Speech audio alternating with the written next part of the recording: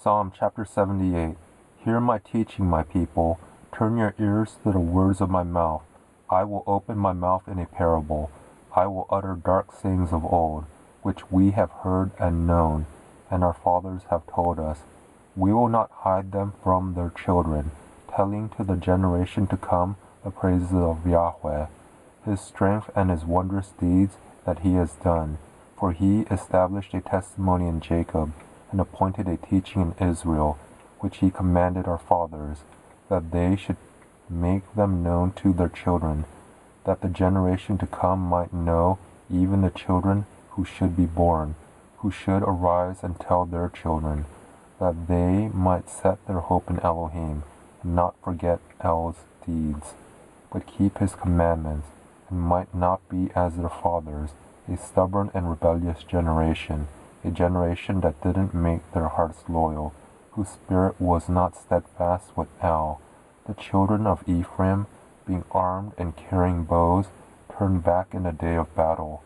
They didn't keep Elohim's covenant, and refused to walk in his law. They forgot his doings, his wondrous deeds that he had shown them. He did marvelous things in the sight of their fathers, in the land of Egypt, in the field of Zon. He split the sea and caused them to pass through. He made the waters stand as a heap. In the daytime he also led them with a cloud, and all night with a light of fire. He split rocks in the wilderness, and gave them drink abundantly as out of the depths. He brought streams also out of the rock, and caused waters to run down like rivers. Yet they still went on to sin against him, to rebel against the Most High in the desert. They tempted El in their heart, by asking food according to their desire. Yes, they spoke against Elohim. They said, Can El prepare a table in the wilderness?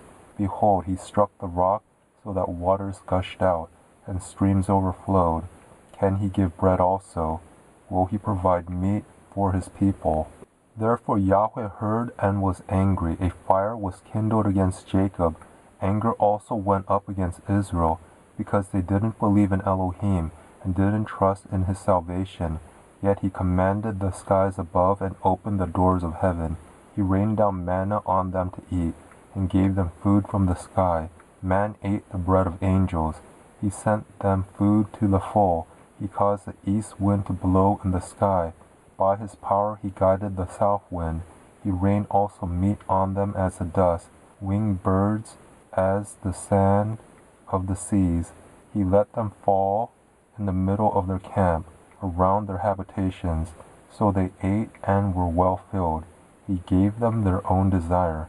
They didn't turn from their cravings. Their food was yet in their mouths. When the anger of Elohim went up against them, killed some of their fattest, and struck down the young men of Israel, for all this they still sinned, and didn't believe in his wondrous works.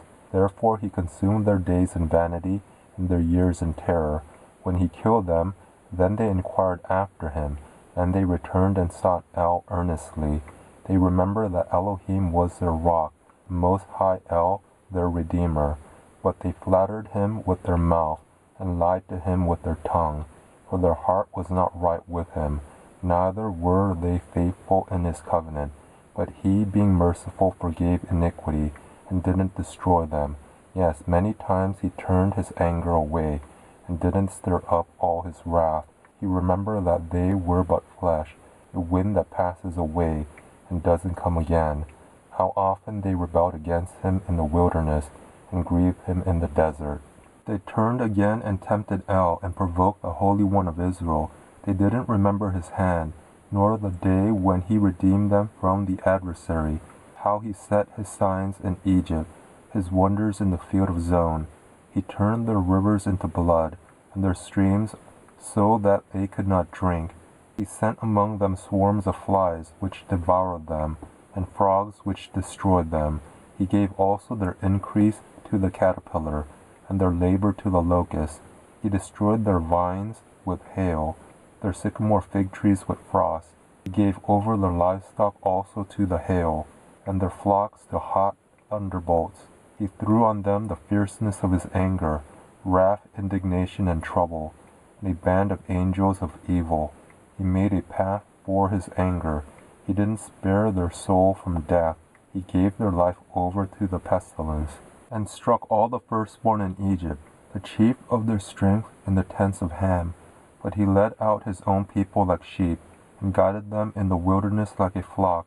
He led them safely so that they weren't afraid. But the sea overwhelmed their enemies. He brought them to the border of his sanctuary, to this mountain which his right hand had taken. He also drove out the nations before them, allotted them for an inheritance by line, and made the tribes of Israel to dwell in their tents.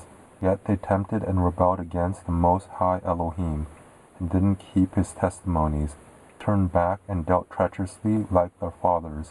They were turned aside like a deceitful bow, for they provoked him to anger with their high places, and moved him to jealousy with their engraved images. When Elohim heard this, he was angry and greatly abhorred Israel, so that he abandoned the tent of Shiloh, the tent which he placed among men, and delivered his strength into captivity, his glory into the adversary's hand. He also gave his people over to the sword, and was angry with his inheritance. Fire devoured their young men. Their virgins had no wedding song. Their priests fell by the sword, and their widows couldn't weep. Then the Adonai awakened as one out of sleep, like a mighty man who shouts by reason of wine. He struck his adversaries backward. He put them to a perpetual reproach.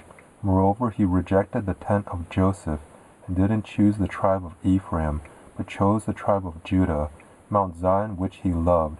He built his sanctuary like the heights, like the earth which he has established forever.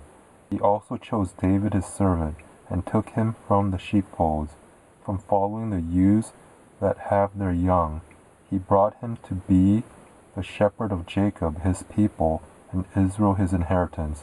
So he was their shepherd according to the integrity of his heart, and guided them by the skillfulness of his hands.